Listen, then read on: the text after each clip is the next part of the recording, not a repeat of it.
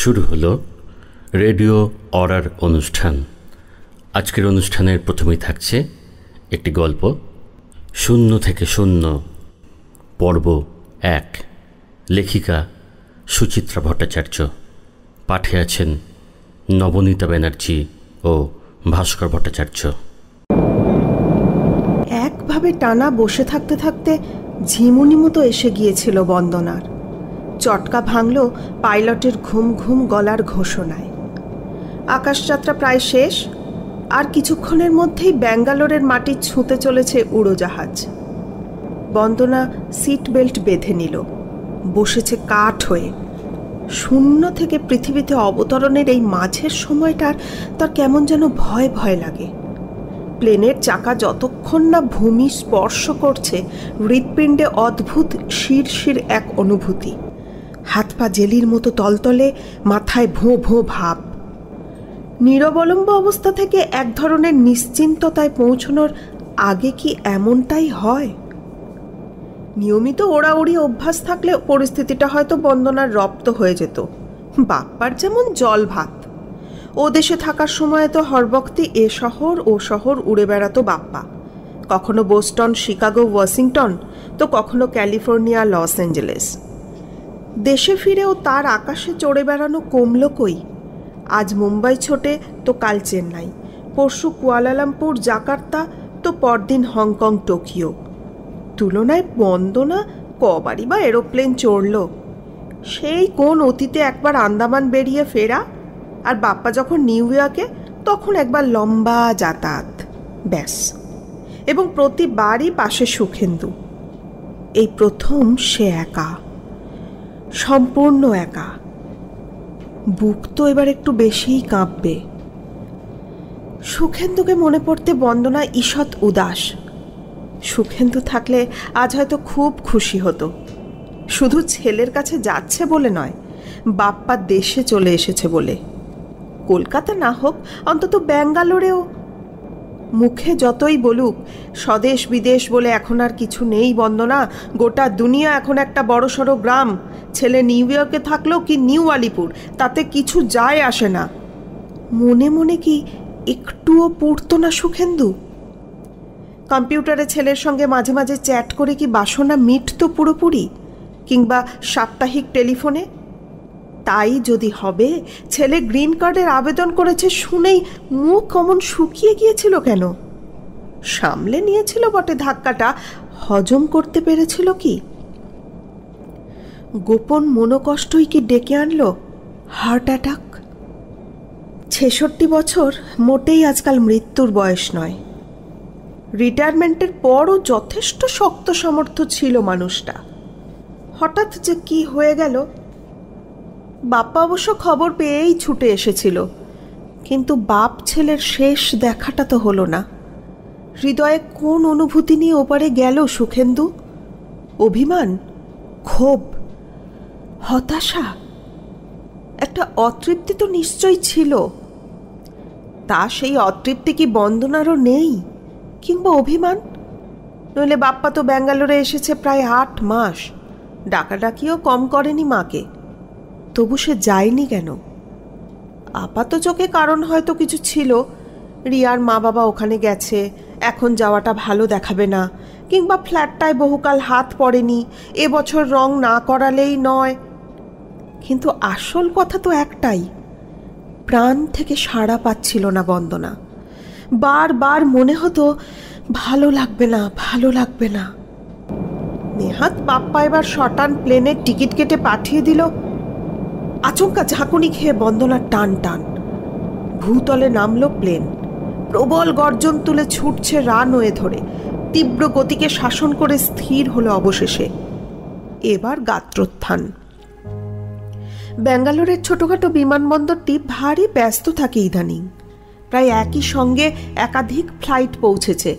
মালপত্র সংগ্রহের জায়গায় যাত্রী ঠিক ঠিক। কনভেয়ার বেল্ট থেকে ব্যাগ, সুটকেস নামাতে অনেকটা সময় লেগে গেল বন্দনার। ট্রলি ঠেলে এগোচ্ছে গেটের দিকে। ওপারে অপেক্ষমান উৎসুক জনতা, যে যার পরিচিত জনকে খুঁজছে। বন্দনাও ইতিউতি তাকাচ্ছিল। তখনই বাপ্পার ডাক, হাই মা, বন্দনা স্বস্তি বোধ করল। প্রত্যাশা মতো বাপ্পা একাই এসেছে, সম্ভবত অফিস থেকে সরাসরি। সঙ্গে রিয়াও আসবে, শাশুড়িকে উদ্বাহু হয়ে স্বাগত জানাবে, এমন উদ্ভট আশা অবশ্য বন্দনা করেও নি। কার কাছ থেকে কতটা তার প্রাপ্য সে বোঝে বই কি। হাসতে হাসতে এগিয়ে এসেছে বাপ্পা, বন্দনাকে সরিয়ে ট্রলি টেনে নিল। একটা হাতে মাকে বেড় দিয়ে বলল, যাক, শেষ পর্যন্ত পৌঁছেছ তাহলে। তোর কি সন্দেহ ছিল? একটু একটু তো ছিলই। রানাদা যখন জানালো চেক ইনে ঢুকে গেছো, 100% শিওর হলাম। রানা বুঝি ফোন করেছিল? থ্রাইস। মাসি কখন ল্যান্ড করবে, মাঝপথে হাইজ্যাক্ট হয়ে গেল না তো? যা, খালি ফাজলামি। সত্যি আমিও কিন্তু খুব টেনশনে ছিলাম। একা আসছো তো? আমি কি করছি খুকি না আনপড় যে ঘাবড়ে মাবড়ে একসা হব? তুমি তো এখনো খুকি মা, আমার আমার সুইটি সুইটি বেবি মাদার। বাপ্পা কি একটু বেশি আহ্লাদ করছে? তবে শুনতে বন্দনার মন্দ লাগছিল না। ছেলের সঙ্গে হাঁটতে হাঁটতে এসে পড়েছে পার্কিং লটে। মানুষ, গাড়ি আর অটোরিকশার জঙ্গল টপকে টপকে। বাপ্পা বোধহয় একটু দেরিতে পৌঁছেছিল। তার গাড়ি রয়েছে একেবারে শেষ প্রান্তে। সামনে গিয়ে রিমোট টিপে দরজা খুলল বাপ্পা। ডিকি তুলে লাগেজ রাখছে। ইস্পাত রং জাপানি গাড়িটায় ঝলক চোখ বুলিয়ে বন্দনার সামনের সিটে বসল। ভারী নরম গদি, শরীর যেন ডুবে যায়। বাপ্পা কি এটাই নতুন কিনল? স্টিয়ারিংয়ে বসেছে বাপ্পা। গাড়ি স্টার্ট দিয়ে বলল, বাড়িতে তো একজন তুমি আসবে বলে একেবারে সিটিয়ে আছে। পলকের জন্য রিয়ার মুখখানায় ভেসে উঠল চোখে। বন্দনা অস্ফুটে বলল, কে? আরে শ্রীমান রিক, ওকে বলেছি তোর গ্র্যানি আসছে, তোমাকেই তার দেখভাল করতে হবে। শুনেই তো সে একবারে ভীষণ চিন্তিত হয়ে পড়েছে, কিভাবে তোমাকে কোম্পানি দেবে, বিকেলে আদৌ খেলতে যেতে পারবে কিনা। তাই বল। বন্দনা সহজ হলো। বেচারাকে কেন মিছিমিছি ভয় দেখিয়ে রেখেছিস? ভয় পাওয়ার ছেলে সে নয় মা, যথেষ্ট লায়েক এখন, যা হুদ্দুম করে না। বাপ্পা এসিটা চালিয়ে দিল। যাকে, আমার গাড়িটা কেমন দেখছো? বেশ তো। বেশ কি গো, দারুণ, একেবারে কারেন্ট মডেল। বন্দনা ঘাড় ঘুরিয়ে পিছনের সিটটা দেখে নিল। সাইজটাও বিশাল, ভেতরে অনেক জায়গা। হ্যাঁ, লেগ স্পেস বেশি থাকলে লোকে চড়ে আরাম পায়, প্লাস ওইটি গাড়ি তো, তাই চালিয়েও মজা। আগেরটা কি করলি? প্রশ্নটা বন্দনার মুখে এসেই গেল। প্রথমে যেটা কিনেছিলি? আছে আছে, রিয়া ইউজ করে মাঝে মাঝে। রেগুলার চালায় না? এখানে তো ড্রাইভিং করতে চায় না, যা ট্রাফিক জ্যাম, ওরে বাপ রে বাপ। তাহলে ড্রাইভার রাখলেই হয়। রিয়া আবার ড্রাইভারের হাতে গাড়ি ছাড়া ঠিক লাইক করে না মা, সেলফ ড্রাইভিংয়ে হ্যাবিট হয়ে গেছে তো। বন্দনা মনে মনে মুখ বেঁকালো। কটা বছর আমেরিকায় থেকেই মহারানীর অভ্যেস ওলট পালট। ছিল তো পাতি মধ্যবিত্ত ঘরের মেয়ে, বাবা সরকারি অফিসের খুদে আমলা, মা নিছক গৃহবধূ। গাড়ি চালানো দূরে থাক, বিয়ের আগে কদিন গাড়ি চড়েছে তা বোধহয় করগুণে বলা যায়। এখন তিনি এত মেম সাহেব, বাবা। ঠোঁট টিপে বন্দনা বলল, তাহলে আর ওই গাড়ি রাখা কেন? বেচে দিলেই তো পারিস। থাক, স্পেয়ার একটা রইল, দরকারে অদরকারে কাজে লাগবে। বাক্যগুলো খট করে কানে বাজল বন্দনায়। কি অবলীলায় বলল বাপ্পা! অবলীলায় না অবহেলায়? যেন গাড়ি একটা বাড়তি আসবাব, চেয়ার টেবিল কিংবা আলমারির মতো। এসেই একটা 7 লাখি বাহন কিনে ফেলল। বছর ঘোরার আগে ফের একটা, আরও দামি। আগেরটাকে এমনিই ফেলে রেখেছে। ভাবলেই কেমন গায়ে কাঁটা দেয়। বন্ধনারা দুজনে চাকরি করেও 2.5 লাখি গাড়ির বেশি ভাবতে পারেনি। তাও কিনেছিল কত পরে, কত হিসেব পত্র করে। ফ্ল্যাটের কিস্তি, গাড়ির লোন, ছেলের লেখাপড়ার মোটা খরচা, সব দিক সামলে সুমলে পেট্রোল খেকো বাহন পোষা কি সোজা কথা? গাড়ি বেশি বেরোতোই না গ্যারেজ থেকে। ওই হয়তো সপ্তাহে 1 দিন 2 দিন। পার্ট টাইম ড্রাইভারকে ডেকে। তো ওইসব পুরনো কথা ভাবার কোনো মানে হয় এখন? বন্দনা নিজেকে ধমকালো। ছেলে প্রচুর উন্নতি করেছে, মাত্র 38 বছর বয়সে আহরণ করেছে বিপুল প্রাচুর্য। আহরণ নয়, অর্জন। মা হিসাবে এতে তো তার গর্বিত হওয়ার কথা, পুলকিত হওয়ার কথা, দু চোখ মেলে তাকিয়ে তাকিয়ে দেখার কথা, ভাবনা করার কথা তো নয়। গাড়ির অন্দরে সুখের মৌতাত, নরম ঠান্ডা বাতাস আরাম বিলোচ্ছে। বন্দনা সিটে হেলান দিল। মুখমণ্ডলে প্রসন্নতার বিভা ফুটিয়ে জিজ্ঞাসা করল, তোর এই গাড়িটার দাম কত পড়ল রে? বাপ্পার চোখ উইন্ডস্ক্রিনে। কি হবে জেনে? আহা, শুনেই না। 10 লাখ, 11 লাখ ওই হবে একটা কিছু। বাপ্পার ঠোঁটে চিলতে হাসি, মাছি ওড়ানোর ভঙ্গিতে বলল, দাম ফামের কথা ছাড়ো তো, চড়ে কমফর্ট পাচ্ছ কিনা তাই বলো। তা পাচ্ছি। ব্যাস, তাহলেই হলো। এসি কি আরেকটু বাড়িয়ে দেব? বন্দনা ঝপ করে হ্যাঁ বলতে পারল না। চড়া হিমেল হাওয়া হয়তো আরও সুখদায়ক হবে, তবুও না। এবার শীতটা যাওয়ার আগে মাঘের শেষে হঠাৎ একটা ঠান্ডা পড়েছিল কলকাতায়। সর্দি কাশিতে তখন কদিন খুব ভোগান্তি গেছে। খানকতক অ্যান্টিবায়োটিক গিলে বুক গলা এখন অনেকটাই ঝরঝরে। তাও এই শহরের জল হাওয়া তো তার একদম অচেনা নয়। আমেরিকা যাওয়ার আগে বছরখানেক এই ব্যাঙ্গালোরেই ছিল বাপ্পারা। তখন বন্দনার সুখেন্দু এসে 1 মাস মতন থেকে গিয়েছিল। তখন দেখেছে সমতল থেকে বেশ খানিক উঁচু এই শহরের বাতাস কেমন পাতলা পাতলা। শ্বাস নিতে প্রথম প্রথম সামান্য অসুবিধা হয়। ঠান্ডা গরমেরও কোনো ছিঁড়ি ছাঁদ নেই। দিনমানে কড়া রোদে চামড়া পড়ে। সন্ধ্যে থেকে ভোর বেশ শীত শীত ভাব। আর হঠাৎ বৃষ্টি হলে তো কথাই নেই, গায়ে সোয়েটার চড়াতে হবে। 12 মাসই নাকি এরকম। এমন বিচিত্র আবহাওয়ায় বাড়াবাড়ি না করাই তো শ্রেয়। বন্দনা মাথা নেড়ে বলল, না না, হালকা হালকাই ঠিক আছে। As you please. এফএমটা চালিয়ে দিই, গান শোনো। কিচ্ছু দরকার নেই। আচ্ছা মা, ফ্লাইটে খাবার দাবার ঠিক ছিল? মোটামুটি স্ন্যাক্স দিয়েছিল, আমি শুধু কফি খেয়েছি। ও, খিদে পেয়েছে, খাবে এখন কিছু?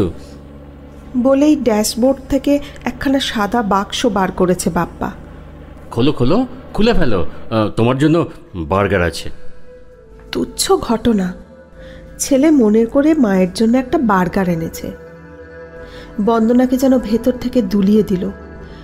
তরল সুরে বন্দনা বলল, আমার যত্ন আত্মে নিয়ে তুই খুব ব্যস্ত হয়ে পড়েছিস মনে হচ্ছে। আসলে দেশে ফেরার পর এই প্রথম তো তুমি আমার কাছে এলে, তাও কত সাধ্য সাধনার পর। প্রথম থেকে আপ্যায়ন না করলে চলবে? আহা, আমার ভাবনায় যেন মরে যাচ্ছিস। একটুও কি ভাবি না? বাপ্পার চোখ তেড়ছা হলো। তাহলে ফিরলাম কেন? কথাটা পুরোপুরি মিথ্যে নয়।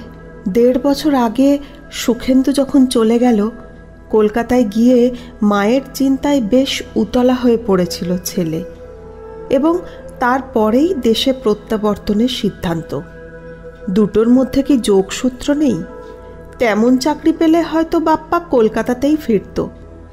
আর যুক্তি দিয়ে ভাবলে কলকাতা থেকে ব্যাঙ্গালোর কি বা দূর এমন? এই তো আজই ভাত টাত খেয়ে 1টা নাগাদ টালিগঞ্জ থেকে রওনা দিয়ে সন্ধ্যের মধ্যে বন্দনা দিব্যি পৌঁছে গেল। দূরত্বটা এতখানি কমিয়ে আনাকে কি কাছে ফেরা বলে না? তবু একটা চিনচিনে বিষাদ যেন থেকেই যায়। বাপ্পা 15,000 কিলোমিটার দূরে থাকুক কি 2,000, বন্দনা তো এখন যে একা সে একাই।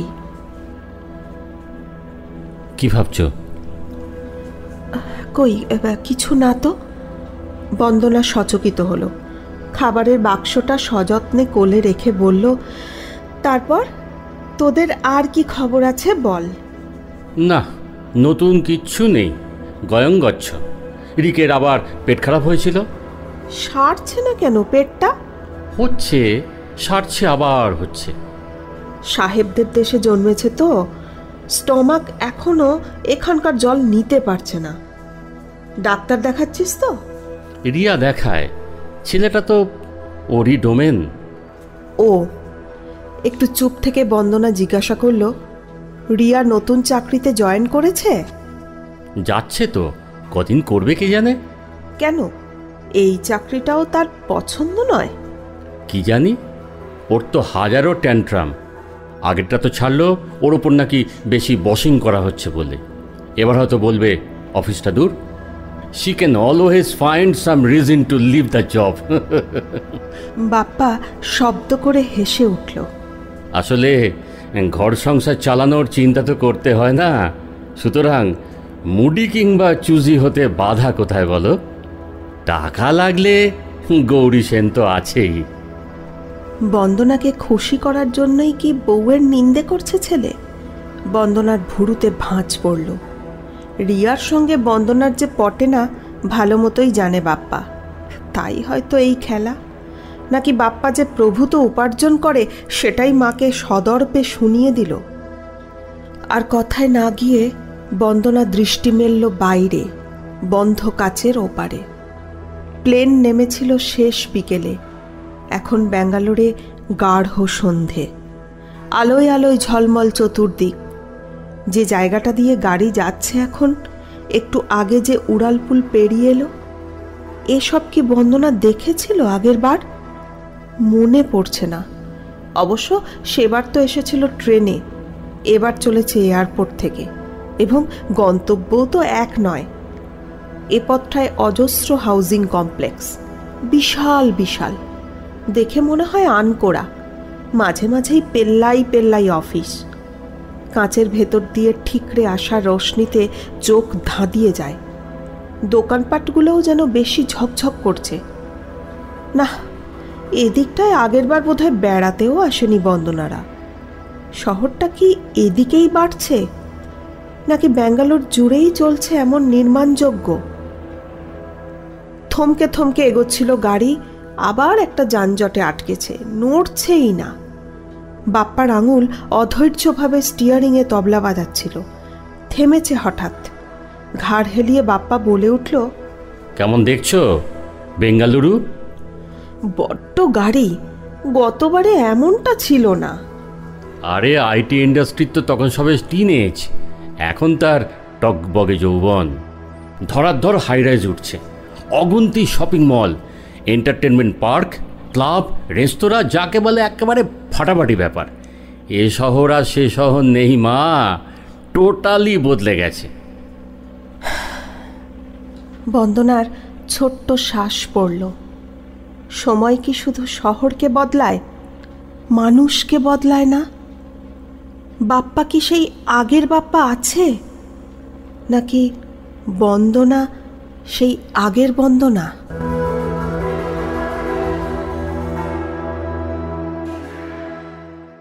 আজকের নাটক প্রেম বনাম বিয়ে, লেখক নিরূপ মিত্র, অভিনয় দেবদাস ও সংঘমিত্রা। বাবা, ভাগ্যিস জীবনে একবার বিয়ে করতে হয়। কি ঝকমারি ব্যাপার রে। বিয়ে না করলেই পারতে, ঝকমারি পোয়াতে হতো না। আরে বাবা, বিয়ে না করলে যে বউ পাওয়া যায় না। বাংলাদেশে মেয়ের অভাব। মেয়ে নয় গো, মেয়ে নয়, বউয়ের অভাব। তাও আবার তোমার মতো বউ, নামে শেফালি, রূপে শিউলি, এমন শিশির ধোয়া পবিত্র মুখখানি। ছাড়ো ছাড়ো, আদিক্ষেতা করতে হবে না। এই দেখো, এই দেখো, আজকের দিনে এই ফুলশয্যার রাতে আদিক্ষেতা না করলে কবে করব বলো দেখিনি? এই, আমি কিন্তু বাজে কথা একদম বরদাস্ত করতে পারি না। কি আশ্চর্য, ফুলশয্যার রাতে কাজের কথা বলে কোন আহাম্মক? দাম্পত্য জীবন মানেই তো সারা জীবন শুধু কাজের কথা বলা। জীবনে তো শুধু এই একটি মাত্র বাজে কথা বলার অবসর্গ। এই এসো, এই রাতে বসে পাশাপাশি হয়ে ঘেঁষাঘেঁষি করে ঠাসাঠাসি শুধু ভালোবাসি। এই খবরদার খবরদার, আমাকে একদম ছবে না, তফাৎ যাও। হ্যাঁ, এ কি রে বাবা, এ কোন মেহের আলীর পাল্লায় পড়লুম? তফাৎ যাও কেন? ভুলে কি হয়েছে? তার ন্যাকামিটা আমার সঙ্গে না করে সুগীতার সঙ্গে করলে হতো না? মানে সুগীতা? বাই দি বাই, হুই সুগীতা? ও, একেবারেই চিনতে পারছো না মনে হচ্ছে। না মানে না, লুকিয়ে লাভ নেই, জেনেই যখন ফেলেছো। আচ্ছা, জানলে কি করে? কেউ বলে দিয়েছে বুঝি? বাড়িতে পা দিতে না দিতেই জেনে ফেললে কি করে? ভগবান চোখ কান দুই দিয়েছেন, বুঝলে? অপরের সাহায্য নেবার দরকার পড়ে না। কিছু কিছু দেখে ফেলেছো নাকি? ও, মেয়েটার কি ফুলে ফুলে কান্না! ইস, সুগীতা একবার বলেও ছিল, আমি দরজাটা ভিজিয়ে দিতে একদম ভুলে গেছিলুম। তা অতই যদি ভালোবাসা, বিয়ে হলো না কেন তোমাদের? এই মেয়েটা সিঁথিতে তো সিঁদুর দেখলুম না। কি যে বলো শেফা, বিয়ে হলো আলাদা জিনিস। ইস, নির্লজ্জ কোথাকার! মেয়েটার পিঠে হাত বুলিয়ে তো খুব বলা হলো, এ জন্মের ভুল পরের জন্মে শুধরে নেব। কেন, এ জন্মে শুধরতে পারলে না? ভুল করেছি ফালি, ভুল করেছি। প্রেম আর বিয়ে সম্পূর্ণ আলাদা জিনিস। চুপ! এই শোনো, আমাকে ওই শেফা ফালি এসব বিচ্ছির বিচ্ছির নাম ধরে ডাকবে না কিন্তু। বেশ, তোমার পেটটা কেটে দেওয়া যাক। শেফালির ফা বাদ শেলি। শেলি নামটা কীরকম হবে? রসিকতা হচ্ছে। শোনো না, যা বলছিলাম, দেখো শেলি, প্রেম আর বিয়ে দুটো সম্পূর্ণ আলাদা জিনিস। বিয়েটা হলো প্রয়োজন, আর প্রেম শুধু আস্বাদন। একটা সারা জীবনের ব্যাপার, অপরটা টেম্পোরারি, উরুক ফুরুক। উদাহরণ দিতে গেলে বলতে হয়, প্রেম হইতেছে কুলের আচার, যাহা চুষিতে ভালো কিন্তু গিলিতে গলায় বাঁধে। ও আচ্ছা আচ্ছা, প্রেম কুলের আচার। আর বিয়েটা কি শুনি? আমরা টক। বিয়ে একটা নিতান্ত পবিত্র জিনিস। এর মধ্যে খাওয়া দাওয়ার কোনো ব্যাপার নেই, আছে মুটের খাটুনি। মানে? এই দেখো না, বিবাহ কথাটার মানে হলো বিশেষ রূপে বহন করা, স্ত্রীকে সারা জীবন বয়ে বেড়ানো। কি বললে? যথার্থ বলেছি, মোটের মতো স্ত্রীকে মুটের মতো বহন করা। তা কে তোমাকে বিয়ে করতে বলেছিল? আমার জীবন নিয়ে ছিনিমিনি খেলার কি অধিকার ছিল তোমার? অপরকে যদি ভালোই বাসো, তবে তুমি কেন আমাকে বিয়ে করলে? কি জ্বালা, কি জ্বালা! আরে এমন ছেলে মানুষই করো না শেলি। আরে বাবা, বিয়ের আগে 2-10টা প্রেম আজকাল সবাই করছে, তাই বলে সবাইকে বা তাদের মধ্যে কোনো একজনকে বিয়ে করতে হবে, এর কি কোনো মানে আছে? ছোট লোক, টক, চোর। এই মরেছে, কাঁদবে নাকি? এই নাও, রুমাল নাও। স্কাউন্ড্রেল, লোফার, এখন আবার রুমাল বাড়িয়ে দিচ্ছে।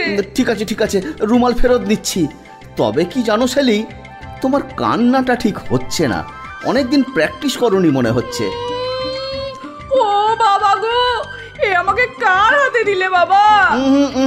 হচ্ছে না, হচ্ছে না, গলা সুরে বলছে না, হেভি প্র্যাকটিস চাই। বাবা গো!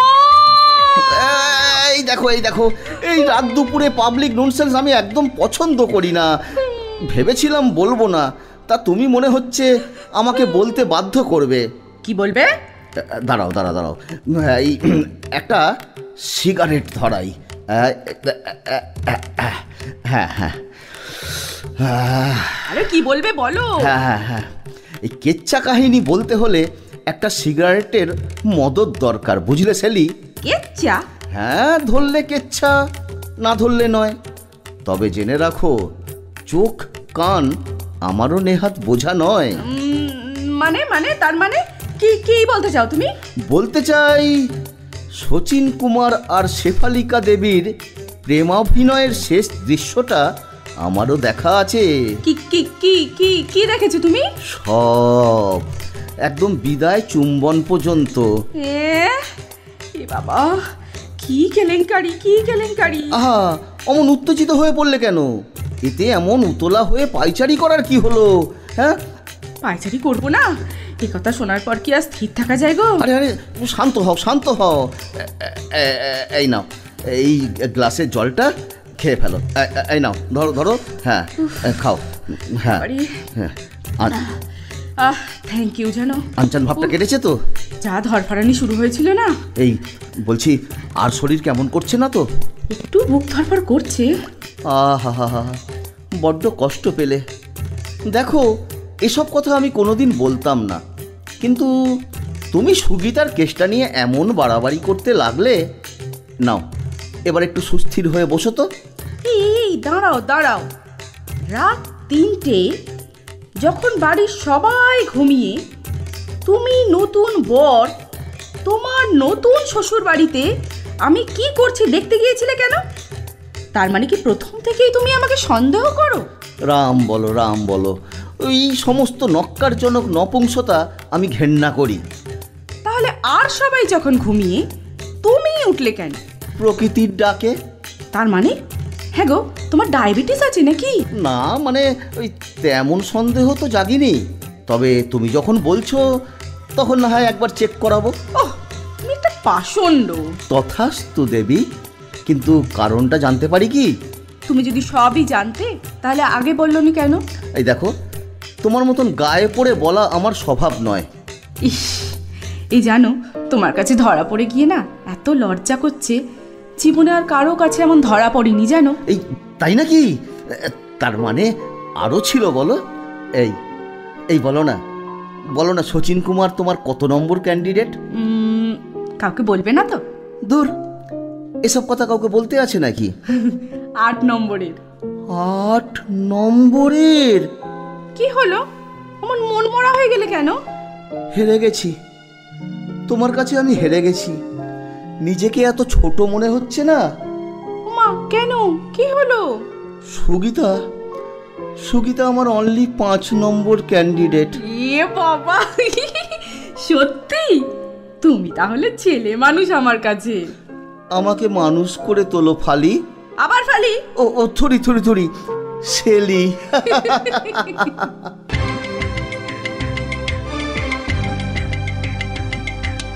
মনের কথা বলে, রেডিও অরা।